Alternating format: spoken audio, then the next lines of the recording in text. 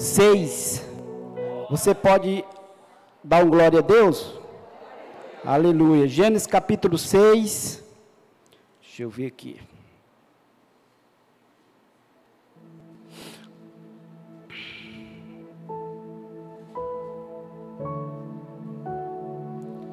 Gênesis capítulo 6, a partir do verso 1. Glória a Deus. Acho que o título está aqui. Tá não, né? Já colocaram o título aí, né? Glória a Deus. Então, tudo bem. Quando as pessoas, 6:1, quando as pessoas começaram a se multiplicar sobre a face da terra e tiveram filhas, os filhos de Deus viram que as filhas dos homens eram bonitas e tomaram para si mulheres, aquelas que entre todas mais lhe agradaram. Verso 3. Então o Senhor disse: o meu espírito não agirá para sempre no ser humano, pois esse é carnal, e os seus dias serão 120 anos. Aleluia. Vamos orar mais uma vez. Papai querido, nos dá discernimento da Tua palavra, Senhor. Nós te pedimos, Pai, que essa palavra também seja introduzida, Senhor, na mente, no espírito, no coração de cada pessoa que está aqui. Senhor, essa palavra não adianta só eu entender, mas eu te peço que o Senhor abra o coração, a mente de cada pessoa, de cada homem, de cada mulher, que eles possam entender, que eles possam ter o discernimento daquilo que o Senhor quer falar. Espírito Santo de Deus, mesmo sabendo que o Senhor está aqui, o Senhor é o nosso convidado especial nessa casa, em nome de Jesus, amém. Glória a Deus. Nós lemos um texto aqui, e esse texto ele nos mostra algo, até a respeito do juízo de Deus sobre a terra. E quando Caim mata Abel, e ele fugiu, e a partir dali, a maldade começou a se multiplicar na terra. E a paciência de Deus, ela tem um limite. E aqui em Gênesis 6, esse limite da paciência de Deus começa a ser alcançado. Então, a Bíblia diz que os filhos dos homens, eles resolveram a se relacionar, ou casar, com as filhas dos homens, com as filhas de Deus. Aliás, os filhos de Deus, eles começaram a se relacionar com as filhas dos homens. E isso foi o início da corrupção no mundo. Tanto a corrupção espiritual, uma defasagem do evangelho, uma defasagem do caráter do ser humano. E aí todas as corrupções começou a partir de Caim, a partir da morte de Abel, quando ele foge carregado de culpa, ele foge carregado de iniquidade, de pecado, de raiva. Não houve um perdão, ele não quis se arrepender, ele não quis ser discipulado pelo Senhor. E aí ele começa a multiplicar a maldade sobre a terra. E essa maldade vai crescendo, porque por onde ele passa, essa maldade começa a se expandir. E a idolatria, né, aquilo tudo de ruim que Caim carregava sobre ele, aquilo vai se multiplicando, porque vai começando a povoar a terra, vai começando a aparecer mais gente na terra, e aquilo vai se multiplicando. Quanto mais as pessoas se multiplicam, mais a maldade, a corrupção vai se multiplicando também. Então naquela época o povo já começaram a esquecer que Deus existia. Eles já começaram a esquecer, porque o propósito deles agora era que o nome deles ficassem grande, fosse exaltado. Nós vemos muito bem lá em Gênesis 11, a partir da torre de Babel, que eles queriam construir. Então eu creio que a partir de Gênesis 6, quando eles fogem, ele já começa a ter esse plano de que o nome dele fosse exaltado, porque eles não queriam saber de Deus, por causa da corrupção, do pecado, por causa de tudo que tinha acontecido. Eles preferem ser exaltado o nome deles do que o nome de Deus. E quando nós tiramos Deus de nossas vidas, também tiramos propósito e valores que nos sustentam. Qual é o propósito de Deus para a nossa vida, para a vida cristã? O propósito de Deus para a nossa vida, será que nós sabemos como crente? Será que a gente já sabe qual é o propósito de Deus para a nossa vida? O propósito de Deus para a nossa vida é glorificar o nome dEle, é amar Ele sobre todas as coisas e cumprir-se a vontade dEle. E isso não estava acontecendo naquele tempo. Naquele tempo o pessoal não estavam amando mais a Deus.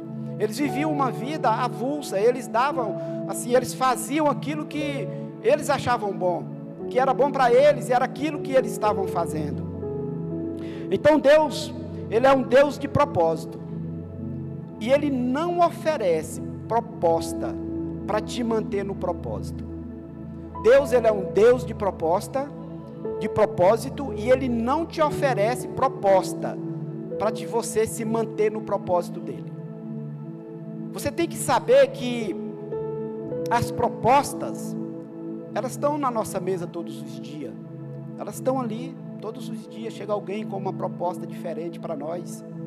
Mas a gente sabe que nós todos, que já nascemos de novo, nós temos uma maneira simples, correta, de amar o Senhor. E muitas pessoas naquele tempo já tinham trocado já o propósito de Deus, que eles sabiam qual era amar o Senhor sobre todas as coisas. Eles já tinham trocado o propósito de Deus pela proposta dos homens. Mas por que será que essa proposta foi tão rápida? Foi trocada, o propósito foi rápido demais, foi trocado pela proposta? É porque o propósito de Deus, ele leva tempo para ser construído. E a proposta não. A proposta ela é imediata. E hoje nós estamos vivendo em uma geração que quer tudo na hora, tudo rápido. Nós estamos vivendo aquela geração do miojo. É 3 minutos e pronto, eu não quero mais de 3 minutos. Se demorar mais de 3 minutos, eu não quero mais. Então a gente está vivendo essa proposta de tudo imediato. Tudo que a gente vai fazer, a gente já quer uma resposta já em cima da hora. Mas o propósito de Deus para a nossa vida, Ele muda nosso caráter, Ele começa a aperfeiçoar o nosso caráter, Ele começa a impregnar a presença de Cristo em nós. E nós precisamos passar por essa reforma espiritual. Assim como Adão, ele pecou, mas depois Deus continuou acompanhando ele, Deus deu vários filhos para ele sendo acompanhado por Deus. Mesmo assim, nós precisamos estar sempre próximo do Senhor, saber o que o Senhor determinou, saber o que o Senhor quer que a gente faça, saber qual é o propósito. Isso é o mais importante da nossa vida, é se nós soubermos qual é o propósito de Deus para nós, porque o propósito de Deus é que vai nos alinhar, vai nos colocar no caminho. O propósito de Deus, Ele vai nos dar um sentido da vida espiritual. Eu estava vendo um vídeo outro dia, e esse vídeo, eu acho que você estava nas redes sociais, algumas pessoas devem ter visto, e eu vi um vídeo de um rapaz que estava sendo, ou ia ser executado na Tailândia, porque ele entrou lá com uma porção de droga lá, de cocaína, e as autoridades de lá são bem rígidas, então ele ia ser executado. E essa proposta que ele recebeu, para você ver o tanto que a gente quer algo rápido da nossa vida, isso foi uma proposta muito fácil que ele recebeu, uma proposta de ganhar dinheiro sem ter muito sacrifício. Arruma tuas malas, coloca um pouco de droga aí nessas malas, e pega um avião, nós compramos a passagem, quando tu vai voltar com bastante dinheiro. Então essas propostas, elas estão sempre diante da nossa mesa. Talvez não seja uma proposta igual foi a proposta para esse rapaz, mas é proposta que nos tira do caminho do Senhor, é proposta que chega todos os dias para nós analisarmos. E se nós não tivermos uma certeza de qual é o propósito de Deus para a nossa vida, talvez a gente vai trocar o propósito pela proposta, porque a proposta ela é imediata, e nós queremos tudo rápido, nós queremos nos apossar o mais rápido possível. Parece que como tem aquele ditado que a gente fala que o dia da manhã não nos pertence. E porque o dia da manhã não nos pertence, a gente já quer resolver tudo hoje, não quer esperar até amanhã. Então a proposta sempre vão estar diante de nós. E nós temos na Bíblia, nós temos vários exemplos de homens, de mulheres, que trocaram propostas, ou propósito de Deus, trocaram por propostas. E o exemplo bem claro que nós temos é de Esaú. Esaú, ele tinha um propósito. Deus tinha dado um propósito para ele. Mas uma coisa que, por mais que eu leia, por mais que eu procure entender a Bíblia, por mais que eu leia essa passagem, não dá para mim entender como funciona a cabeça de um ser humano, principalmente na questão de Esaú. Porque como é que Esaú, a Bíblia não diz que Isaac era pobre, a Bíblia não diz, de jeito nenhum. Então se Isaac não era pobre, Jacó também não ia, ele estava também era da mesma linhagem, Jacó é irmão dele. Então como é que ele chega para ele e vai dizer assim, o que adianta eu ter esse propósito, se eu vou morrer? O que adianta? Para mim não adianta nada. Então se eu não trocar esse propósito por um prato de comida, eu vou morrer e não vai me adiantar nada. Então para mim é melhor que eu ficar com a barriga cheia e continue vivendo. Mas a Bíblia não fala isso, não fala em miséria na casa de Isaac, a Bíblia não fala em miséria lá.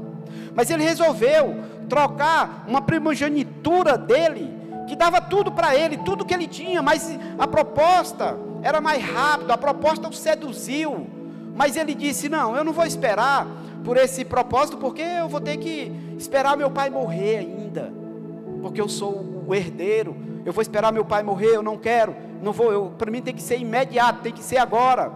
E aí ele faz isso, ele troca a bênção, ele troca a primogenitura dele, ele troca tudo que ele tinha por um prato de comida, que esse prato de comida só ia te alimentar, ou foi alimentar ele, até por vários minutos, vamos dizer assim, talvez daqui a 30, 40 minutos, ele já estava com fome de novo, mas ele não conseguiu se encontrar no propósito do Senhor. Nós vemos outra pessoa também na Bíblia, Sansão. Sansão foi um homem a qual teve um propósito também muito antes dele nascer. Talvez ele nem estava sendo gerado ainda, quando o anjo aparece para Manoá e diz para ele o que ele ia fazer. Sua mulher vai ter um filho, tal, e diz para ele como é que é para ele fazer. E ele nasce, ele começa a caminhar no propósito do Senhor. Mas logo ele foi seduzido por uma proposta de amar. E essa proposta de amar, ela é uma proposta das mais tentadoras para nós hoje. É uma proposta que não inclui só o amor de homem com uma mulher, mas inclui todos os 8 amores. Claro, Sansão aqui caiu por Dalila, trocou o propósito do Senhor, tudo aquilo que o Senhor tinha dado para ele resolveu trocar por uma proposta de amar. E muitas vezes a gente recebe palavras, a gente recebe profecia, mas quando o amor chega na nossa vida, aquela paixão que é fulminante, às vezes a gente aborta aquele propósito de Deus, ou chega e deixa ele num lugar, joga ele atrás da porta e diz assim, não, eu vou trocar tudo agora por essa proposta de amar, porque é isso que me satisfaz, é o amor que me satisfaz. E a gente vai trocando, a gente vai deixando, a gente vai abandonando o propósito de Deus na nossa vida, por uma proposta de amar. E essa proposta de Sansão, como eu falei, ela é uma proposta muito tentadora, porque não foi só Sansão, vários homens na Bíblia, a gente viu que eles caíram também com essa proposta de amar, trocando aquilo que é sagrado, trocando aquilo que nos gera caráter em nós, aquilo que nos afina com o Senhor, a gente está trocando por uma proposta imediata, que é amar, que é estar perto de alguma pessoa que a gente gosta. E nós temos que entender, mais uma vez, que o propósito de Deus foi para isso que nós fomos criados, para amar em primeiro lugar, para ser imagem e semelhança do Senhor. Saul, um rei ungido lá por Samuel, um homem íntegro, um homem que estava ali também, no começo, estava caminhando ali, no começo do seu reinado, tinha todo um futuro brilhante pela frente. Mas Samuel dá um prazo para ele e diz assim: olha, você vai para sua casa e daqui a 7 dias eu apareço lá. E ele começa a esperar, e a Bíblia diz que ele até espera, e fica lá até o 7º dia. Mas quando chega o 7º dia ali pela manhã, ele olha e não vê ninguém, não vê Samuel, e ele começa a se agoniar, ele começa a ficar aflito com aquilo ali, e diante de propostas de amigo, os amigos dele chegaram para ele, e falaram para ele: Samuel não vai vir não, seria melhor você trocar esse propósito deu, Samuel não vai vir não. E aí ele disse: não vai vir mesmo não, hoje é o dia que eu marquei com ele, e ele não apareceu. E a Bíblia diz que ele vai lá e faz um sacrifício aleatório, um sacrifício inútil, porque quando Samuel chega para ele, Samuel procura para ele se é melhor obedecer do que sacrificar. Por que você fez isso? Porque você demorou, porque eu quero imediato, porque eu gosto das coisas imediatas, porque eu não gosto de esperar, porque o propósito de Deus, ele afina o nosso caráter, então eu não gosto de esperar. E nós vamos entrando, sabe? Nós vamos entrando nessa mesma linhagem de Caim, nós vamos nos aprofundando, nós vamos esquecendo aquilo que Deus tem para nós. Nós vamos esquecendo, porque cada dia que nós damos passo para frente, a gente vai trocando, porque o mundo vai ficando mais informatizado e as coisas tudo são na hora. E nós não queremos passar mais pelo propósito, só que nós temos que lembrar que nós somos um povo diferente. Nós somos um povo que estamos sendo criado ou alinhado para um propósito. E esse propósito foi Deus que determinou para nossas vidas. Não é um propósito aleatório. É um propósito que nos dá vida, é um propósito que nos coloca diante do Pai. E nós vemos também na Bíblia, para mim não citar só pessoas que fracassaram no seu propósito, nós vemos na Bíblia também José, um homem de Deus, um homem também que teve um propósito e resolveu honrar tudo aquilo que Deus colocou para ele.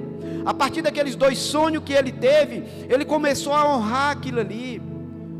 E a Bíblia também é bem clara, quando ela diz que José recebeu várias e várias propostas, principalmente uma proposta muito tentadora, que foi a proposta da mulher de Potifar, muito tentadora, e ele correu, ele fugiu. Mas são poucos homens assim. Eu poderia dar vários exemplos de homens que trocaram propósito por proposta, mas eu também poderia dar, mas isso em menos homens, ou não a mesma quantidade de homens também, que cumpriram com o seu propósito. Mas José é um que se destacou, é um homem que teve muitas propostas, mas ele se manteve firme, ele se manteve digno, porque ele sabia que o propósito que ele estava seguindo, era Deus que estava colocando na vida dele, ou Deus que colocou na vida dele. Aleluia! Quando nós retiramos o propósito e os valores, a vida perde o sentido. Nós não temos mais sentido na vida. Quando nós retiramos os valores de quem Deus é, o propósito a qual Deus nos instruiu a fazer, a nossa vida perde o sentido. E nós vemos que, deixa eu ler aqui na Bíblia aqui, Gênesis 5, Gênesis 6, verso 5, deixa eu ler aqui rapidinho aqui para nós, Gênesis 6, verso 5, o Senhor viu que a maldade das pessoas haviam se multiplicado na terra, e que todo o desígnio do coração deles era continuamente mal. Vamos para o verso 11, a terra estava corrompida à vista de Deus, e cheia de violência. Deus olhou para a terra, e eis que estava corrompida, porque todos os seres vivos haviam se corrompido, e seus caminhos na terra. Aleluia. Deixa eu virar esse negócio aqui.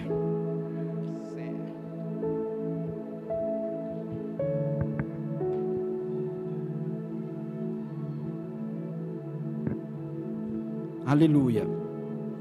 E nós vemos que diante da corrupção generalizada, Deus decide enviar juízo. Mas Deus, Ele não está apenas só irado quando Ele decide enviar juízo sobre a terra. Mas Deus também está triste. Ele está como um pai que fala para um filho fazer algo e aquele filho não faz. E Deus se entristece com isso. E por isso que Ele diz que vai trazer juízo sobre a terra. Porque qual o pai que não se entristece, que não fica triste depois que ele dá uma ordem e o filho não cumpre? Então Deus está triste por causa disso, por causa da desobediência. Em meio a tudo isso, no verso 8, ele diz que Deus achou graça aos olhos de Noé. Aleluia.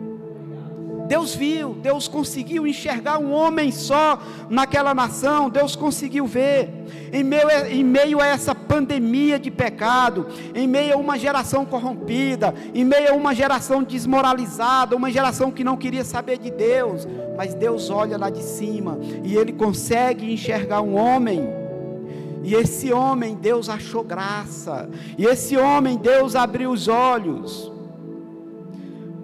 Mas eu quero dizer para você que hoje, se nós formos trazer para o nosso dia de hoje, nós temos um versículo aqui em Mateus 24, que ele é um alerta para nós. Ele é um alerta. Naquele tempo Deus conseguiu enxergar uma maturidade, um homem justo, um íntegro para Noé.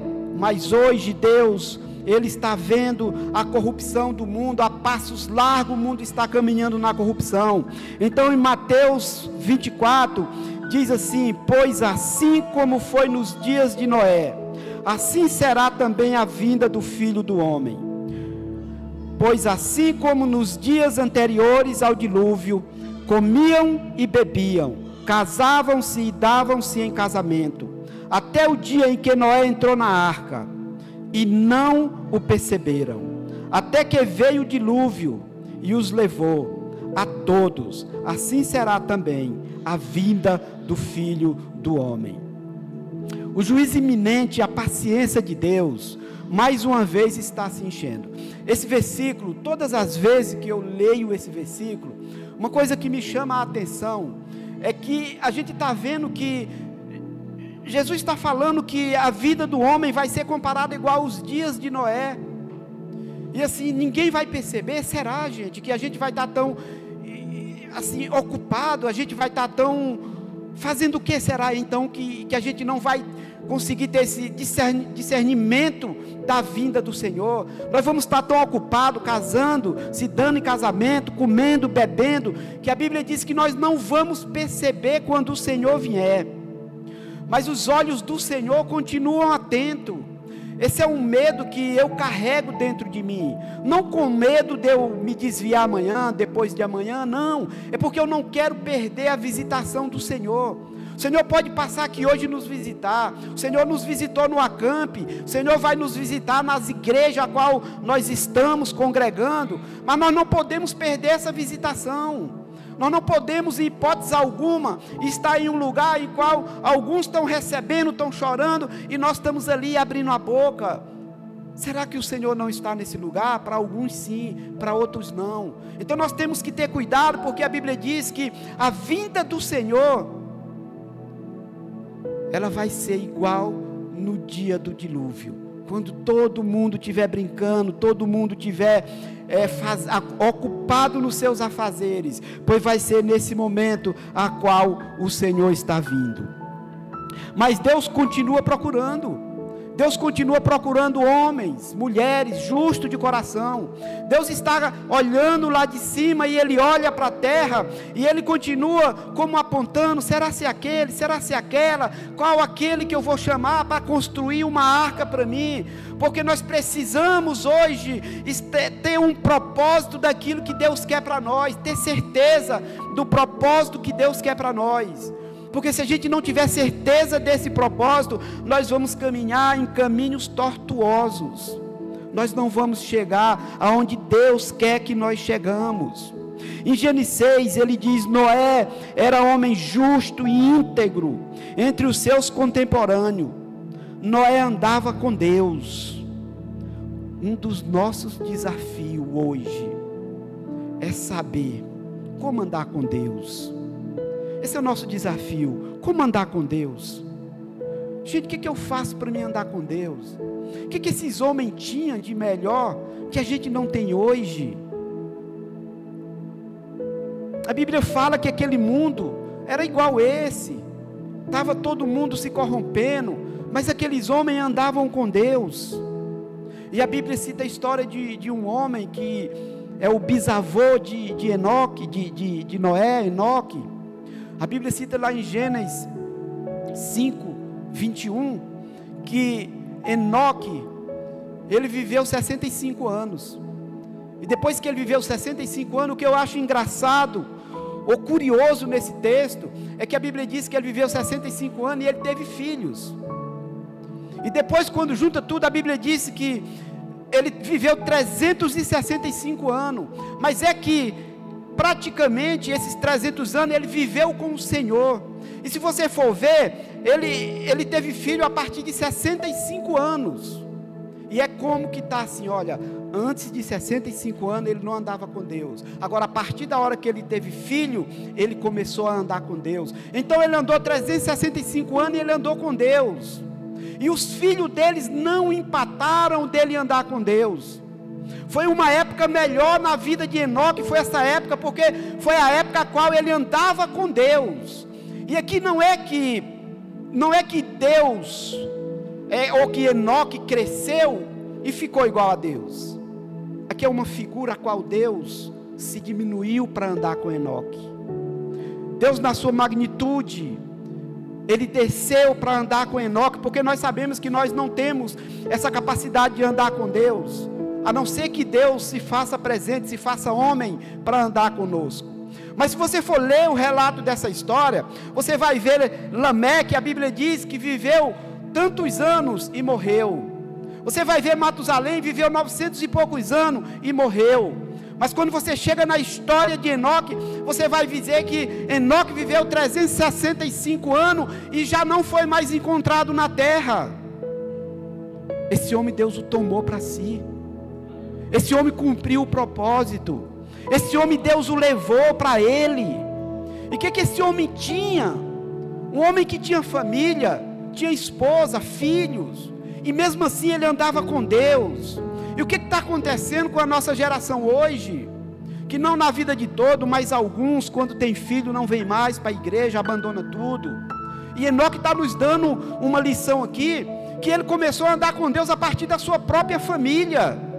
Ele começou a andar com Deus a partir de 300 anos, e ele ficou tão amigo de Deus, que Deus disse: eu não vou deixar esse homem na terra, esse homem não merece morrer, eu não quero que esse homem seja sepultado, eu vou tomar ele para mim, ele merece um lugar ao meu lado, ele merece um lugar comigo. Nós temos que procurar sempre cumprir, estar próximo do Senhor, cumprindo o propósito dele. Porque se a gente for ver, a gente vai dizer: Senhor, o que eu tenho que fazer hoje para mim andar com Deus? Porque é um desafio meu, é um desafio nosso aqui da igreja, de nos santificar, de andar com o Senhor. Mas talvez a gente não está conseguindo. O que está acontecendo? O que Enoque tinha? O que aqueles homens tinham? O que eles faziam de diferente? Que está escrito uma história belíssima, a qual eles andavam com Deus, e Deus chegou, o levou para si, em meio a uma geração corrompida, em meio a uma geração que não queria saber de Deus, mas aquele homem resolveu cumprir um propósito dele. O que nós devemos fazer hoje, será, para nós andarmos com Deus? O que Deus quer para nós? A primeira coisa que Deus quer é que nós amamos Ele. Enoque, a partir da hora que ele se sentiu amado por Deus, ele correspondeu com amor à altura do amor que Deus deu para ele. Deus amava Enoque e Enoque amava Deus, e ali viveram junto, um casamento ali inseparável, e Deus disse: não, eu vou levar para mim, porque você não precisa viver nessa terra, A terra não é digna de receber você, porque você é um homem justo, um homem íntegro. E nós precisamos, em nome de Jesus, nós precisamos andar como Enoque andou. Nós precisamos saber que Deus tem um propósito e nós não vamos fugir dele, em nome de Jesus. Nós não vamos fugir do propósito que Deus tem para nós. Nós não vamos fugir da responsabilidade da nossa família. Nós não vamos fugir da responsabilidade da nossa igreja. Todos os outros homens, como eu já falei, eles nasceram, viveram e morreram. Mas de Enoque não tem um túmulo de Enoque, não tem uma cruz para Enoque. Não tem nada, porque Deus resolveu tomar para ele. Aleluia. Mas Deus, dessa mesma linhagem, Deus encontra favor aos olhos de Noé. E Noé, Enoque é o bisavô de Noé. E Noé tem uma história, se não, talvez não, né, porque aconteceu alguns incidentes, mas uma história digna, porque a Bíblia começa dizendo que Noé andou 500 anos com Deus. Noé andou 500 anos com Deus, e Deus se tornou tão amigo de Noé, que Deus disse para ele assim: Noé, faz uma barca para mim, faz uma barca para mim. Esse era o propósito dele, de Noé, é o propósito que Deus deu para ele: faz uma barca para mim, Noé. Mas nesse tempo não tinha nuvem escura, não tinha trovão, não tinha relâmpago, não tinha nada. Mas ele disse: eu vou cumprir um propósito, porque o que eu preciso é de uma palavra. E a mesma coisa que nós precisamos, é a mesma coisa que Enoque vivenciou, uma palavra de Deus. E hoje nós temos muitas palavras, e a gente não faz com que essas palavras se cumprem nas nossas vidas. A gente recebeu muita palavra nesse acampe. Todas as conferências que a gente vai, a gente recebe muita palavra. Enoque aqui, aliás, Noé, ele só precisou de uma palavra de Deus, que era para fazer uma barca. Faz lá, Noé, uma arca para ti. Faz lá, porque Deus estava indignado e disse assim: olha, eu vou destruir o mundo, mas eu estou vendo que você é um homem que eu posso ter amizade com você, é um homem que cumpre propósito, eu vou te salvar, faz uma barca para mim. E Noé começou a fazer, mas como eu falei, nesse tempo não tinha nada que parecesse que ia chover, não tinha nada, era um tempo claro, não tinha costume de chover, ou não tinha chovido ainda na terra, mas ele está ali porque ele tem uma palavra do Senhor. Ele tem uma palavra do Senhor, e Noé só confiou nessa palavra para fazer essa arca. E a Bíblia diz que quando Noé faz essa arca, que ela está pronta, que coloca tudo dentro, a Bíblia diz que a arca, depois que entrou todo mundo, e aqui nesse texto eu vejo a misericórdia do Senhor sobre a vida daquele povo. A Bíblia diz que quando entrou todos os animais, quando entraram todos na arca, a Bíblia diz que a arca permaneceu por 7 dias com as portas abertas. Eu sei que Deus já sabia que ninguém daquela época ia se arrepender, mas a misericórdia de Deus, ela se renova dia após dia. E Deus diz assim: eu vou deixar essa arca com as portas abertas durante 7 dias. 7 dias, esperando, para que eu tenha um compromisso com a minha palavra, e eu não volto atrás naquilo que eu faço. Mas Deus deixou a porta da arca aberta por 7 dias, esperando alguém se arrepender, alguém vir, porque Deus espera, porque Deus não tem alegria na morte do ímpio, Deus não tem alegria. Digo-lhes, tão certo como eu vivo, assim diz o Senhor, eu não tenho prazer na morte do ímpio. Deus não tem prazer, e Ele resolve deixar essa arca aberta, esperando. Passou-se o número da santidade de Deus, passou-se 7 dias, aquela barca, aquela arca lá com a porta aberta, esperando, mas ninguém veio. E a Bíblia diz que Deus Deus diz para Gênesis 7:1, Deus diz, e o Senhor disse a Noé: vem, tu e toda a tua família. O engraçado aqui, eu não sei se aqui está, então o Senhor disse a Noé: entre na arca. Se você conseguir colocar aqui naquela versão da King James, conseguir colocar para mim, porque ela é uma versão a qual eu tô lendo aqui, é uma versão a qual vai dizer isso aqui que eu estou falando. E o Senhor disse a Noé: vem, tu e toda a tua família para dentro da arca. O Senhor, Ele não está dizendo só para Noé entrar dentro da arca. O Senhor está com ele lá. O Senhor está esperando ele lá. E esse vem, ele é um vem que nos dá uma alegria, porque é um convite gracioso, porque é um convite glorioso. E eu posso dizer para você que é o convite do Evangelho: vem. Esse é o convite de Jesus. Jesus, uma vez, ele se encontrava em uma lavoura e eles estavam colhendo, e a Bíblia diz que aonde Jesus estava, de repente aparecia um fariseu. Parece que era uma coisa: Jesus estava no lugar, aparecia um fariseu, aparecia um saduceu. Eles sempre estavam ao redor de Jesus, procurando algo para poder falar com Jesus.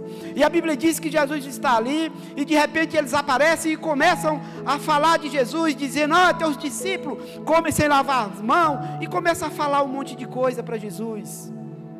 E a palavra de Jesus para eles, Jesus se vira para eles e diz, é como que Jesus esteja dizendo assim: vem, vocês estão muito cansados e sobrecarregados, vem, toma o meu fardo, toma o meu jugo, porque ele é suave. Porque às vezes a gente está tão carregado que a gente começa a falar algo que não é para falar naquele momento, começa a julgar. E Jesus está mostrando para aquele povo o convite gracioso do Evangelho hoje é: vem, vem que eu te dou descanso. Porque a gente anda sobrecarregado, vem até mim que eu te dou descanso. E é assim que Deus está falando com Noé: vem, Noé, para dentro da arca, porque eu já estou aqui, porque eu não vou te deixar só, porque as portas estão abertas, e a porta vai continuar aberta para nós. Nós como igreja, nós temos que entender que Deus tem esse convite maravilhoso para nós.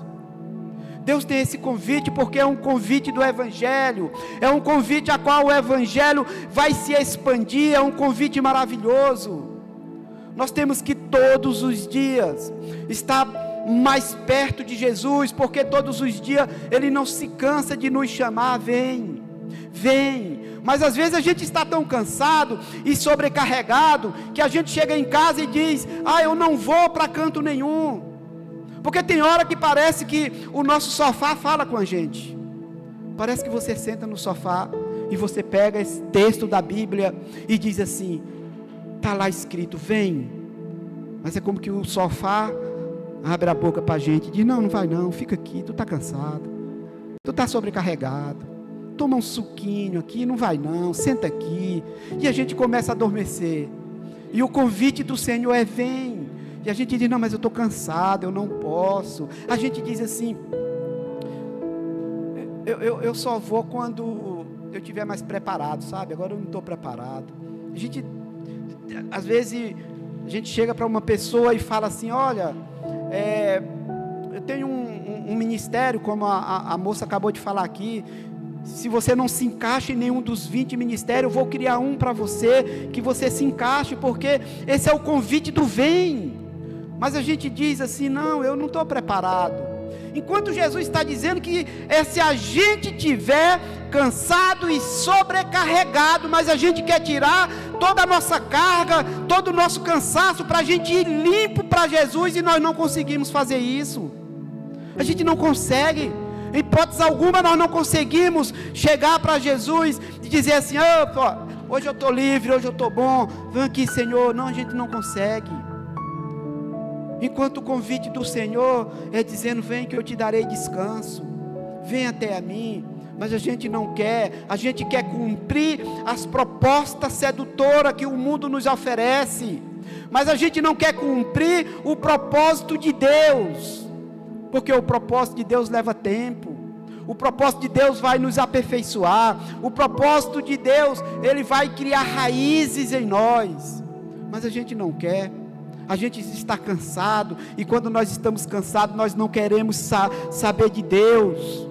Quando a gente está cansado, a gente não quer mais saber daquilo que Deus tem para nós. Mas o Evangelho é o convite gracioso do Senhor, e o Senhor nos convida todos os dias, todas as noites o Senhor nos convida. A porta vai estar sempre aberta, e Ele diz assim: olha, eis que estou à porta e bato. Às vezes a gente não ouve o Senhor batendo na porta. Às vezes a gente está tão cansado, sabe? Aquele cansaço, aquela fadiga tão grande, que a gente não consegue ouvir o Senhor batendo na porta.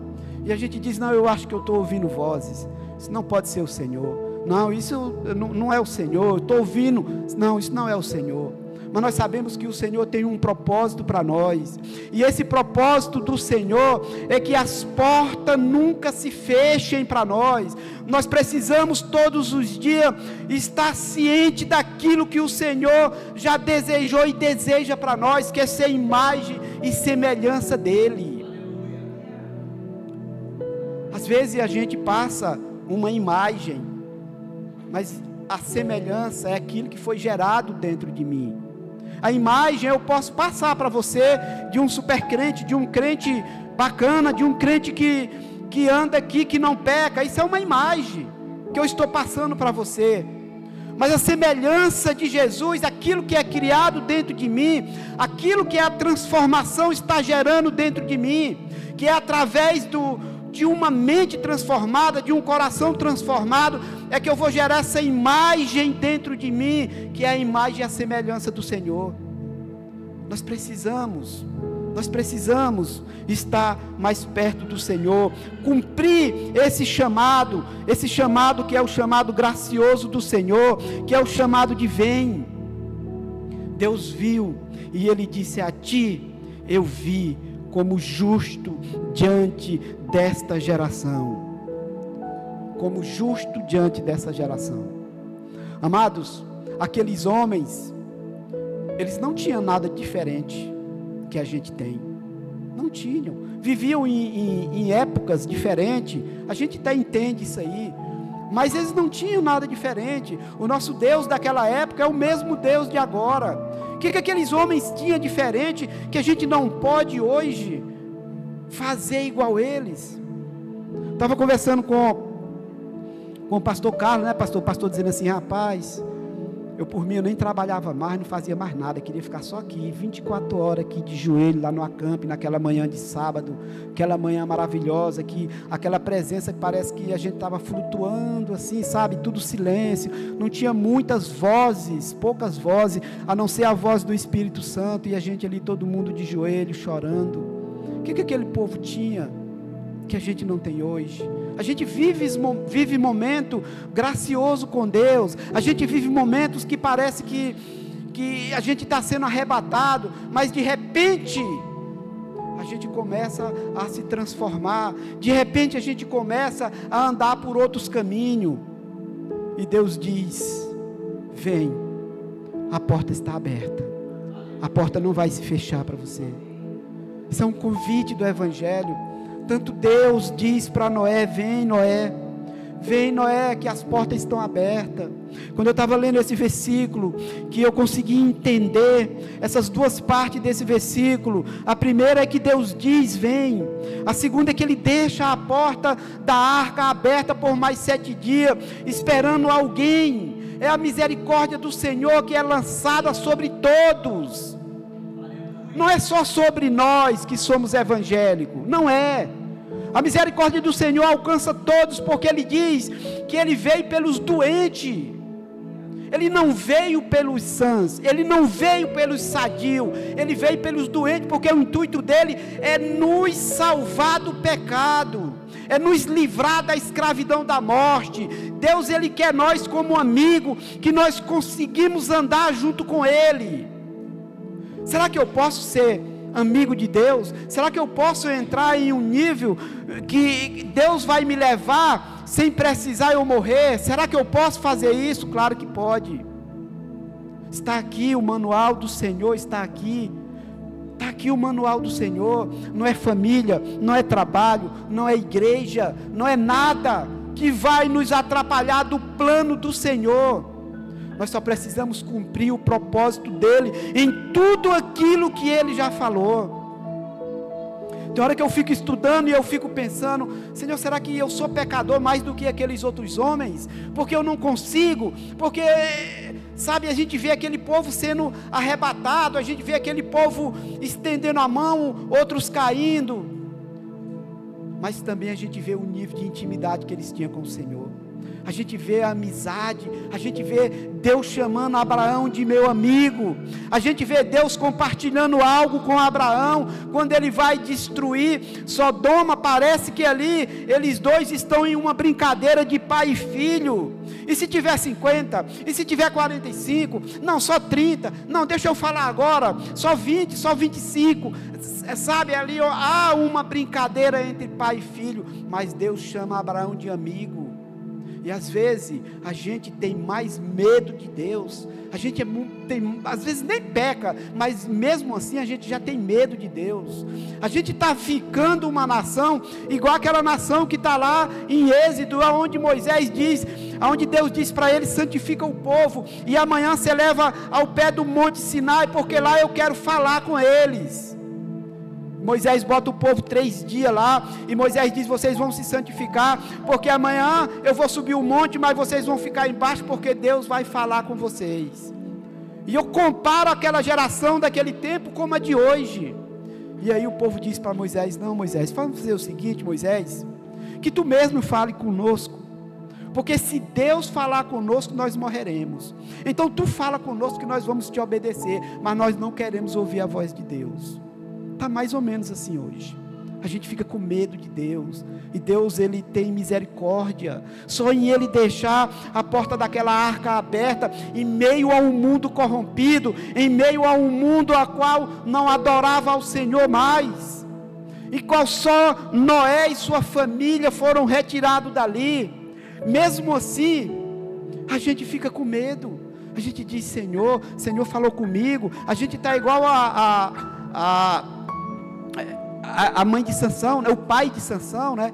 Que quando a mulher fala, ele diz assim: nós vamos morrer. Diz: não vai morrer não. Se Deus tivesse intenção de nos matar, não tinha falado isso, não vai morrer não. Então a gente está assim, a gente não quer ouvir Deus falar com a gente. Mas uma coisa nós temos que permanecer no propósito do Senhor, e não trocar o propósito dele por proposta nenhuma, porque as propostas, elas vão estar diante da gente, é de um amigo, é de um parente, às vezes é de um irmão da igreja, mas nós temos que analisar que o propósito de Deus é que vai nos dar vida eterna, não é proposta. As propostas, elas vão estar passageiras, todo dia elas vão estar ali, e elas vão estar passando, mas o propósito de Deus é que vai nos alinhar, é aquilo que nós vamos cumprir nele, é o propósito que ele tem para nós. Aleluia. Fique de pé no seu lugar, deixa eu orar por você.